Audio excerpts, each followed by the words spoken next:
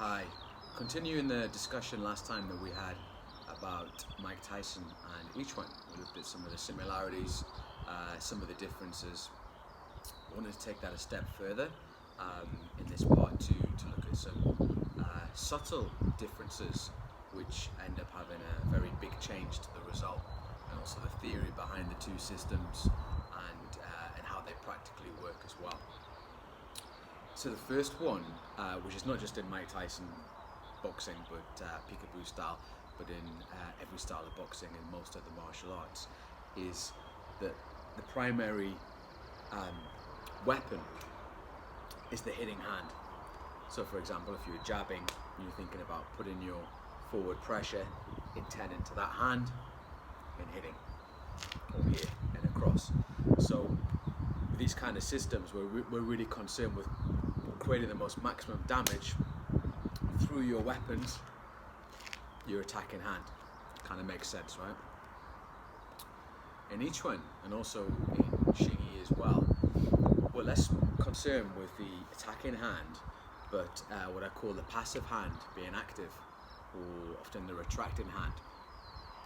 So what I mean by that is, if we're in a position where we're here, rather than me thinking of putting my full power into this hand, which a boxer would do here, I'm thinking about bringing this hand back, which then, as you can see, the result is my hips, waist, shoulders twist. This hand then stays very relaxed, while the power is generated here, almost like I want to elbow somebody behind me. Okay, so the force is back there. So that's, as I mentioned, that's bringing the body around into a very strong position, synchronizing all of those joints. What it's also doing is enabling this arm, this side of the body, to be very relaxed. Okay, when we're very relaxed, we produce more speed, and also that means that we can repeatedly hit without having to chamber, without having to think about bang, back, bang, back, bang, or this kind of, well, relaxed, and then the last couple of inches I'm going to be tight and try and hit through your opponent that way. We're thinking about pulling this hand back, and that is really core to the art of Xingyi and Yiquan in terms of lengthening the body. When you hit, rather than retracting and contracting, you're storing energy first and then release. Another way you can illustrate that is, I'm just going to use this small dumbbell. Any weight's okay, but this one's like 10 pounds. And it creates this counterbalance. If I think about pulling that back, again, that's quite a good way to train that. So that's difference number one there. Talked quite a lot last time about footwork, the similarities of traveling in these zigzag 45 degree, sometimes less than 45 degree angles to stay off the center line. The other thing that we do, that boxing would absolutely never do, is hit and transition with the feet together. Okay, so what I mean by that is, we can hit here and then transition into another stance. It's a major rule in boxing that they will never ever bring the feet together. So you'll see when they move, it's either by sidestepping, or something we never do in each one, which is to pivot around the front leg into this position here. Okay? So you've got sidestep, and you've got pivot here, come off the center line.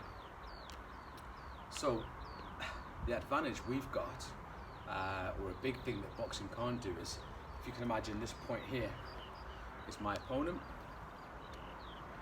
and I want to be around the back of my opponent, I need to cover a lot of ground to be able to do that.